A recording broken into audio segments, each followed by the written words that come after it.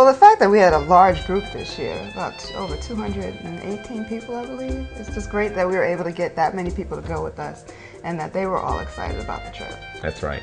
Even on the way to the hotel, you pass by the Mirkuti, the pyramids. And so you see those beautiful dusky images right in the horizon as you travel straight from the airport to the hotel.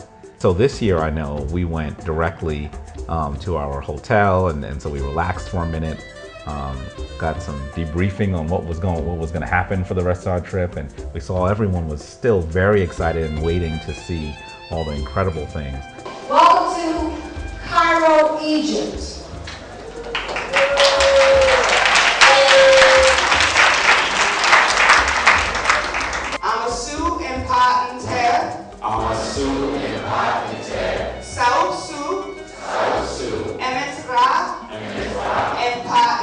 Student seeking to be a scholar. I'm a student seeking to be a scholar. Standing with excellence today and tomorrow. Standing with excellence today and tomorrow.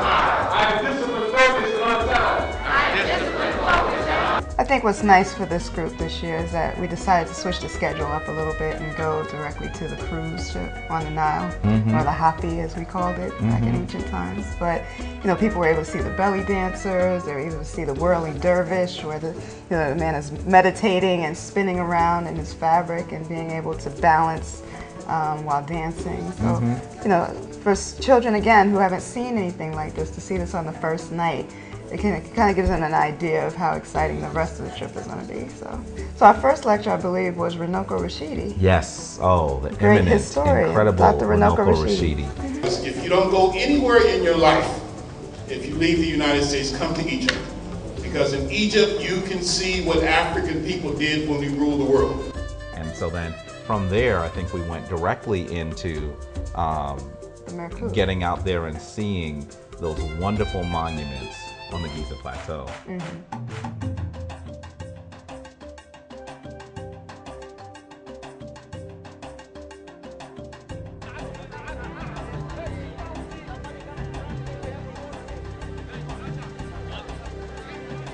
Well, then we had the other group, part of the group, go to see the solar boat. That's right. And to actually see a boat that is thousands of years old, that's actually still seaworthy.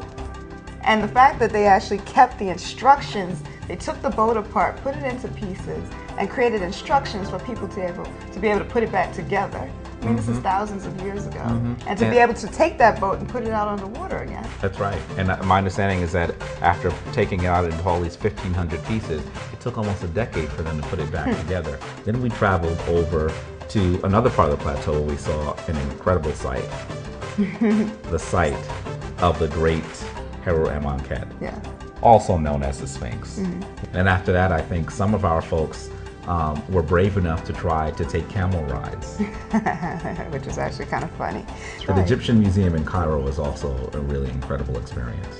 That's right.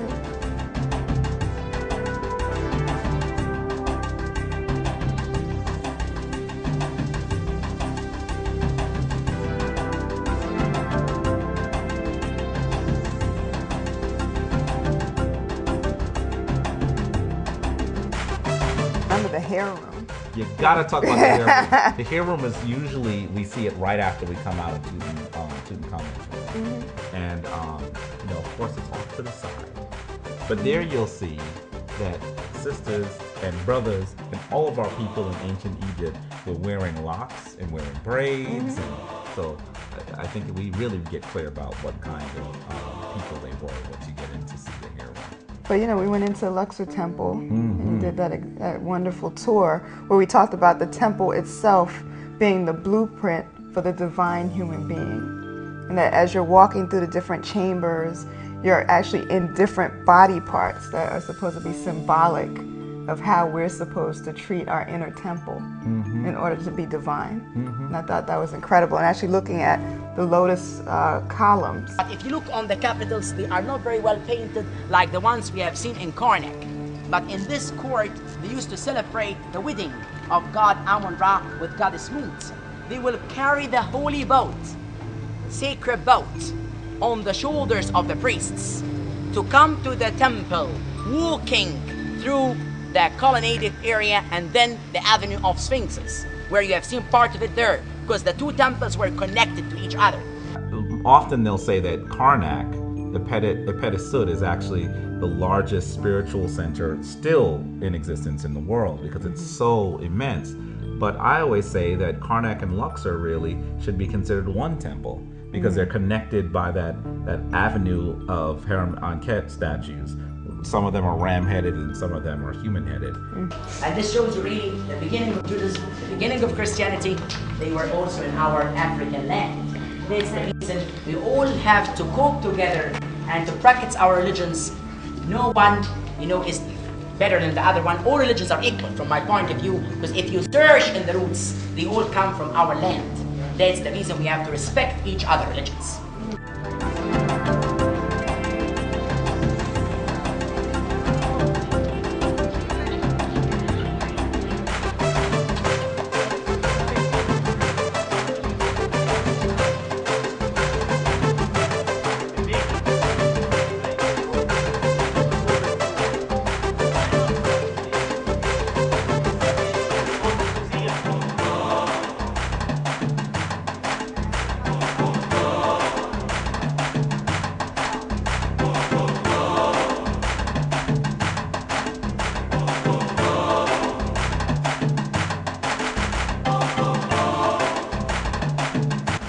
And so from there, we actually were able to go and see Hatshepsut's temple, on sort of the other side of the cliffs at the Valley of the Kings and the Valley of Queens. So when we got into Aswan, which is really the home of the Nubians, I think most people are amazed at the fact that as soon as we get off the bus, then we get onto a boat, and the boat goes to an island, and it's. I don't even know if they're able to really understand or fathom the concept that the hotel is not on the island. It is the island is the hotel. And so that's always a lot of fun too. Nubian Museum was very interesting. It's not as well visited as other places, which I thought was interesting. You'll see the time starting with the Badari period, civilization being as old as 3500 BC. It goes through each intermediate period. Remember when we were on the bus, we talked about the rise and fall of several of the civilizations, and each time there was a conquering of one of the dynasties. Okay. So the comment is that they look more African and not Arab. So yes, these are darker skinned people. These are the people that are considered the Nubians. Now,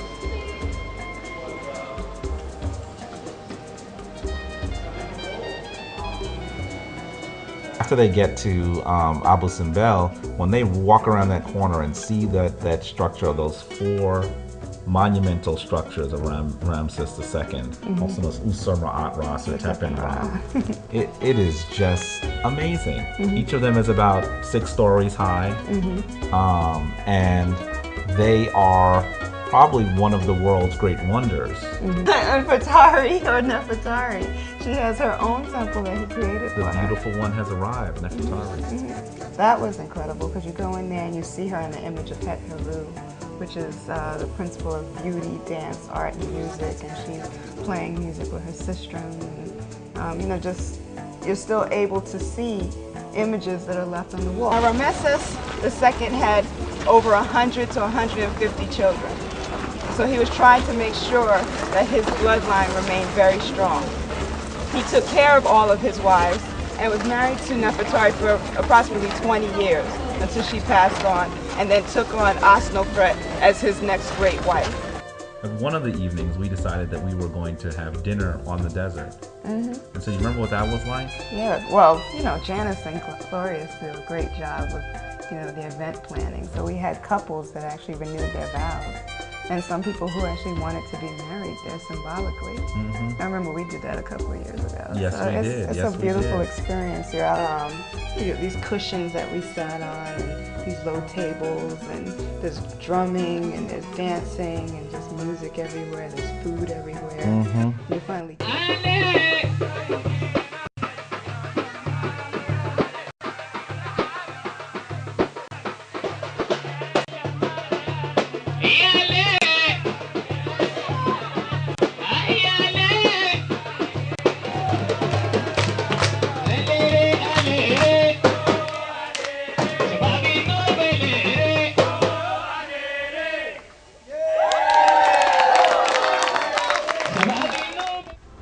I'm excited. And so the journey from here is not at its end, it's just at its beginning. Yeah. Wonderful.